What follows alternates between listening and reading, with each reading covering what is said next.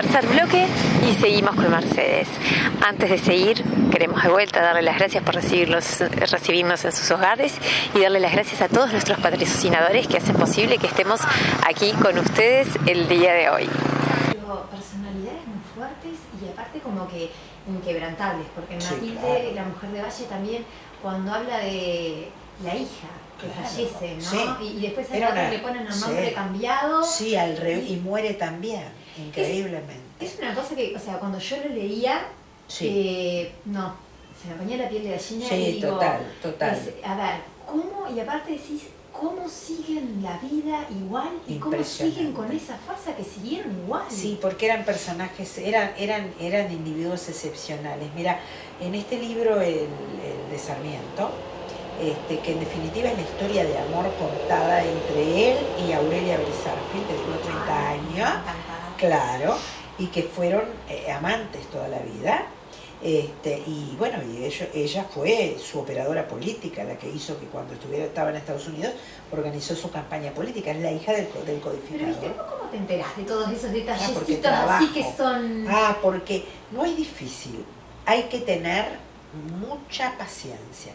Yo paso en general, hoy te estaba contando, en general paso un año, a veces paso mucho más, porque yo me acuerdo de estar corrigiendo notas de Matilde, la mujer de Valle, mientras volvía de España, de investigar para el Mago de Toledo, porque yo tengo varios libros siempre abiertos, porque a veces estás esperando irte a Egipto para terminar una investigación, o irte a Toledo, y yo escribo 2 o 3 a la vez. Ahora mira, retomé la escritora de un libro que escribí cuando volví del Yemen hace como 5 o 6 años. ¿De qué se trataba? Se llama En busca de la ciudad perdida. Es una periodista. La ciudad perdida es esa ciudad que dicen que es todo oro, que está en América Latina, perdida en ninguna parte. Hay muchas ciudades perdidas. Ah, sí. Bueno, esta Atlántida, es una ciudad, esta es mucho más terrenal. ¿Tú sabes la Cava? La Cava es una piedra negra a la que adoran los musulmanes, que está en la Meca.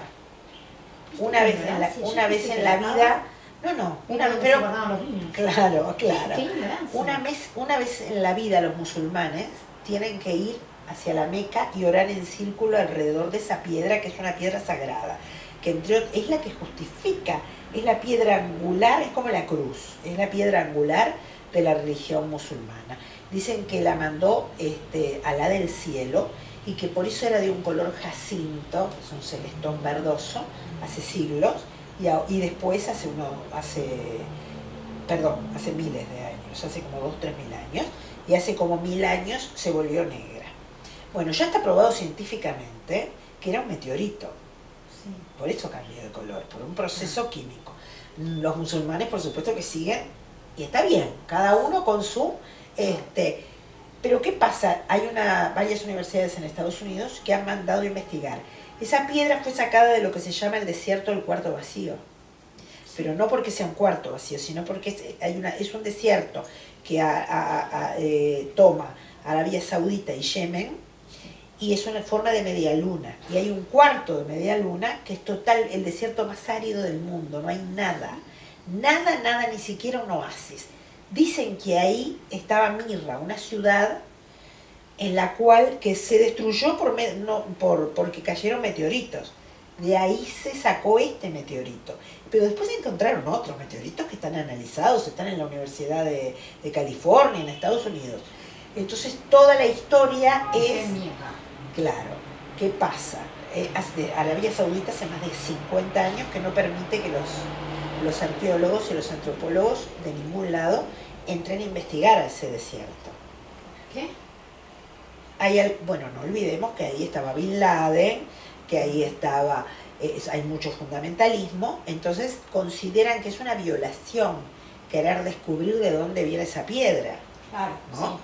Hay intereses, sí, en todas las religiones. Es más o menos como en la religión católica que diga que no existió Adán y Eva. Claro. Ya está, no les toques a Adán y Eva y ellos no te olvides que cuando el Santo Sudario y todos esos elementos que ya existen, adelantos científicos como para probar la antigüedad, como el carbono, bueno, una cantidad de cosas, no olvidemos que casi todas las religiones se han negado a llegar hasta las últimas consecuencias. ¿Viste? Cuando te agarran y dicen, por ejemplo, si el santo sudario es el sudario de Cristo, pero señora, no resiste porque tiene 300 años, el santo sudario no. Mejor no analicen nada. Eso le pasa a todas las religiones, ¿no? En este caso, las únicas, esto es real, las únicas investigaciones que pueden entrar, de pronto le dan un permiso a una universidad por 30 días y tienen que entrar por Yemen, con lo cual llegan casi a la frontera, llegan casi, pero es el borde, ¿no? Y se los dan por 30 días, cosa que es prácticamente, es terrible. Y esto se trata, no, yo no he podido llegar, pero esto se trata de una periodista que intenta, que es invitada por una universidad de Estados Unidos a participar en una de estas excavaciones, y cuando llega encuentra el campamento sin nadie, todo como está, pero sin ningún ser humano. Entonces empieza, está por la mitad escrito, empieza la investigación, porque hay infinidad. ¿Qué es? Son fundamentalistas que los mataron para que no investigaran, porque eso existe, también hay grupos que los amenazan a los investigadores. ¿Qué es? ¿Algo mágico? Entonces de eso se trata ese libro. Ese libro va a estar. Sí, En busca de la ciudad. Hay uno que el nombre tentativo es En busca de la ciudad perdida, pero ya te digo, esas 50 y pico de páginas que están escritas hace como 6, 7 años.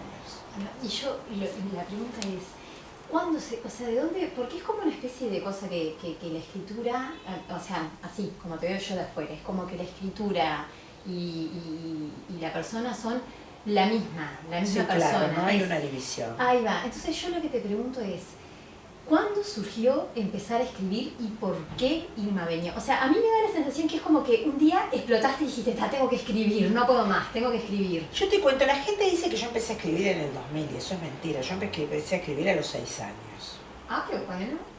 Tengo un libro que son Los Socios de Dios, que te lo voy a regalar por si no lo leíste. Ay, sí. Que es el único que hice, que es un thriller, pero también tiene mucho que ver con la historia, y sobre todo con la historia actual, el tráfico de armas. Lo fui a presentar a Código País hace un año, antes de enfermarme. Y ese libro tiene gran parte de una investigación que yo había hecho en Israel sobre los grupos fundamentalistas. Por eso te digo, y es un trozo, hay partes de información y de cosas que es un trozo de un libro que escribí en el 94. Cuando escribías y desde chiquitita. Nunca se lo llevé a nadie. ¿Y por qué? Jamás. Porque no me interesaba, porque yo escribía para mí. Y me parecía que a la gente no le iba a interesar. Es más, Irma Beño salió porque alguien se metió en mi casa. Irma Beño salió porque tenía que salir, porque era el destino. Yo en el 98, 99, no me acuerdo, mi hija más chica se enfermó de mononucleosis y le contraté a una maestra para que no perdiera el colegio. Y esa maestra, que es la actual gerente de la Cámara del Libro, Cristina Prato, muy amiga mía, trabajaba medio tiempo en Fin de Siglo en la editorial. Y un día le dijo a Edmundo Canalda, el dueño de Fin de Siglo, que me encantó, mi primer editor, le dijo, usted sabe que hay una señora rara en una casa que yo voy en Punta Carretas, porque escribe hace 20 años y guarda las cosas y nunca le llevó a nadie. Y me llamó él. Yo le dije que venía el verano, que la verdad que le iba a llevar. Después me volvió a llamar en marzo. Y fui. Y le dejé a una mujer inconveniente, que no se llamaba Mujer Inconveniente. Le puse yo también el nombre, pero se llamaba otra. No me acuerdo cómo se llamaba, pero era otra. Pero se lo dejé porque tenía decenas de manuscritos. Y ese año fue el libro más vendido. No, es que fue porque también otra mujer sumamente revolucionaria, de las pocas mujeres que se atreven y que aparte fue muy boicoteada por los hombres. Absolutamente, fíjate que solamente Barrán la cita en los libros, en 2 o 3 renglones, porque las mujeres transgresoras tenían varios problemas, entre otras cosas que los hombres, como los historiadores y los periodistas eran prácticamente, era una sociedad absolutamente androcéntrica, eran hombres, las ignoraban. A mí eso lo viví patente con Matilde, que me sirvió para todas las mujeres que biografié o que fueron personajes de mi novela histórica, porque, por ejemplo, con Matilde yo contabilicé y leí 25 libros sobre don Pepe Valle. estaba Rodríguez Fabregat, Carlos Maggi, todos, desde jóvenes, desde épocas, desde el 1925 hasta el 2004, todos los libros me los leí, y solamente dos la nombran. Uno dicen devota esposa y otra fiel compañera. Una mujer que fue la impulsora de las grandes reformas de los primeros años del siglo XX, ¿no? Sí, no, la verdad. ¿Y Son- dónde pudiste conseguir? porque ellos fueron, me di cuenta ahí, y me lo dijeron pila de colegas además y de amigos historiadores, que los historiadores fueron los primeros en discriminar a Matilde. No existe, de eso no se habla. Hay un fenómeno que yo siempre digo, como la película que se filmó en Colonia hace unos años, el fenómeno de eso no se habla, y punto. ¿Qué pasó con Irma Beño? ¿Qué pasó con Clara García de Zúñiga? ¿Qué pasó con Matilde Pacheco? ¿Qué pasó con Aurelia Vélez Arfi en Argentina? Vas a ver, porque fue una mujer que se atrevió primero a dejar a un marido que la golpeó, la dejó a los 6 meses, lo dejó a los 6 meses porque le hizo bolsa, la golpeó tanto que le hizo perder un embarazo, y después fue amante de Sarmiento 30 años, fue su operadora política y se paseó por la sala y ayudó a su padre a redactar el Código Civil, Aurelia Vélez Arfi, pero era un personaje del que hasta hacía poco nadie había trabajado. Ahora, vos viste que tenés una tendencia a buscar personajes que viven la vida como sea, que viven la vida sin miedo, que enfrentan a la vida, que van y que pelean contra la vida y contra la gente. Personajes únicos son, no son personajes del montón, son personajes únicos. Me buscan? Mira, yo cuando hacía la publicidad de mi primer novela histórica, que no fue mi primer libro, tenía la soberbia que tiene a veces un ignorante de decir que por qué la había elegido.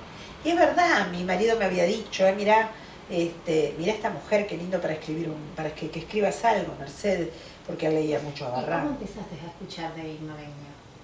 En un libro de Barrán, porque en casa siempre había libros de historia, y siempre, independientemente, siempre se leía historia y se leía todo. Pero a mí lo que me pasa, que los libros de historia para mí son chatos. Bueno. Ahora, yo agarro un libro tuyo. Sí, pero este era el libro de Barrán. Quizás un libro que hizo un clic, que fue la historia de la sensibilidad en el Uruguay, que es el primer libro donde Barrán rompe el estilo del historiador y cruza los puentes, ¿no? Esto es un libro totalmente distinto. En ese libro la nombra, pero la nombra en 3 renglones. Y me acuerdo que mi marido me dijo 2 o 3 veces que era un tema interesante, y a mí me interesó, pero nadie sabía nada, y a nadie le interesaba hablar, y a los familiares no les interesaba hablar, y entonces empecé a consultar a algún historiador y todos prácticamente me decían, una mujer que se jugó la plata, una mujer de vida fácil, que fumaba en la calle, que era homosexual, era terrible para ellos, historiadores de mi generación, no eran de mi generación, claro, eran veteranos, ¿no? Pero eran, digamos, yo, ponele que tenía 30 y pico y yo tenía 70 y pico, con lo cual ya era una brecha, ¿viste?, distinta. El siglo XXI todavía no había llegado. Y entonces fui a los diarios y me acuerdo que lo que más me impactó fue la foto y la crónica de todos los diarios de cuando llegó el cadáver de ella desde Argentina en el vapor Roma, que había 50.000 personas en el puerto. Y había gente modesta, mujeres, hombres de todo, con carteles recibiéndola. Y había carteles es más, había gente que publicaba novenas. Y yo dije, pero esta mujer, gracias por los medicamentos, gracias por ayudarme conmigo.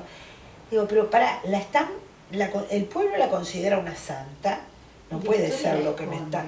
Claro, y los pocos historiadores me dicen que es una mujer perdida, hay algo que no... Y ahí fue que empecé a investigar. Además, los diarios de época, sobre todo los anteriores al 20, que no existía la radio, son una crónica perfecta. Lo que pasa es que tenés que estar sentado 10 horas en la Biblioteca Nacional, te los lees todos y te vas armando y vas sacando apuntes. Sí, absolutamente, yo todo el tiempo, siempre, permanentemente. Y después sí, hice entrevistas a personas, digamos, herederos, que algunos me contaban lo que se les daba la gana, algunos quedaron contentos con el libro, otros quedaron molestos, no importa. Pero Pero a mí me fascina, esas investigaciones creo que son la sal de la historia, ¿no? Para mí todos, es una cosa, no te podría decir cuál, creo que Matilde, el mejor de Valle, me fascina. Ahora, por ejemplo, otro que a mí, el alquimista de la Rambla Wilson, Pitamiglio, se describe como un personaje tan solitario, tan Es que era un hombre absolutamente solitario. Ese es el libro más vendido en el Uruguay, creo. Tuvo 2 libros de oro. Es un libro que a mí realmente creo que debe ser el que menos me gusta. Porque a mí me costó mucho, no me costó, me dolía la cabeza de escribir sobre Pitamiglio, aunque te parezca mentira.